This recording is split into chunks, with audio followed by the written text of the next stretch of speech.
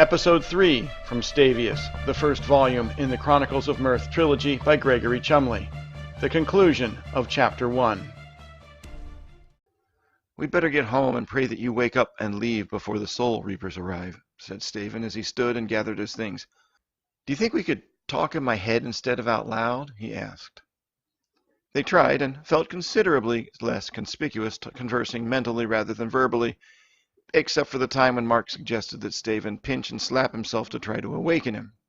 It was painful. Stephen looked like an idiot while doing it, and it didn't work. They spent the remainder of the trip home silently getting to know each other. Stephen was trying to figure out what to do with his life. He was 17, lived in a world of magic where everyone other than him possessed incredible powers, and had no family who wanted to have anything to do with him.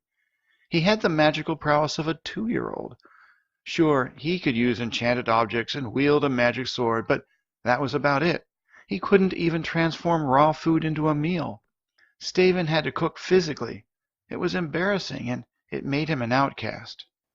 His only skills were being muscular and agile, which were still valuable traits for specific tasks. For example, all the magic in the world couldn't remove a dragon from your garden.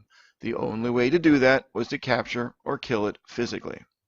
"Or to whack one with your sword and have it run around like a chicken with its head cut off," noted Mark. "What's a chicken?" "Never mind." Mark was a boy from Cincinnati, and today was his 13th birthday. He played soccer but preferred to hang out with his friends playing video role-playing games, playing fantasy board games, or reading fantasy novels. Most of these terms were meaningless to Stephen, but Mark assured him it didn't matter. Mark's home was similar to this, but less tropical, more populated, with entirely different animals, and, as previously noted, it had no magic. Stephen's limited magical abilities became apparent when they arrived at his street. Every house was immaculate, except his. They were all set back from the road, with manicured lawns, perfectly painted picket fences, and pristine gardens.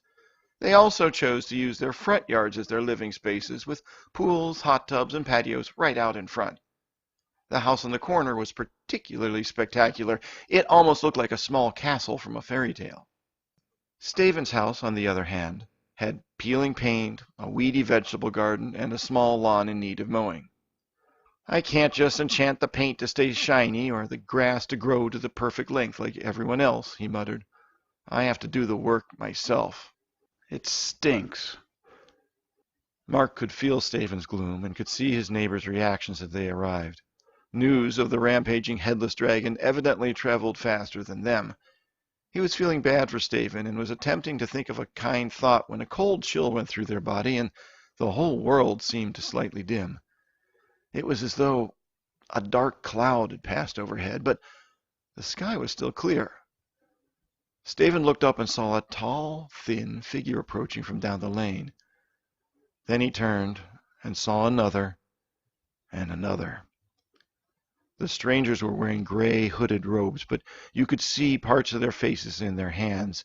They all looked impossibly old, with dark red, leathery skin tautly stretched over emaciated bodies.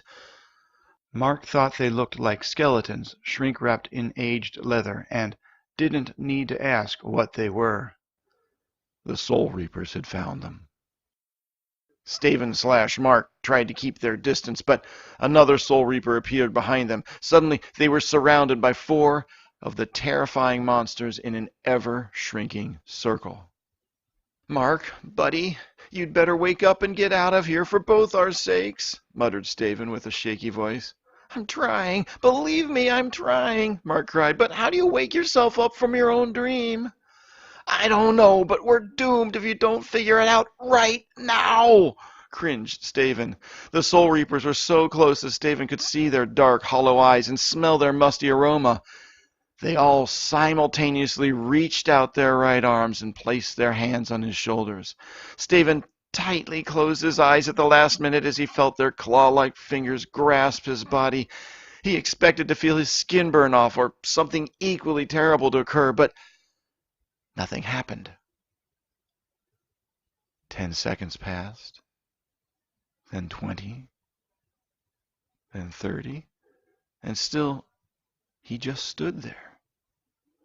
Stephen peeked out of one eye and saw his street. Then he opened both eyes and realized he was standing alone in his yard. There were no soul reapers anywhere, just his neighbors hiding in their houses, nervously peering out of half-closed curtains.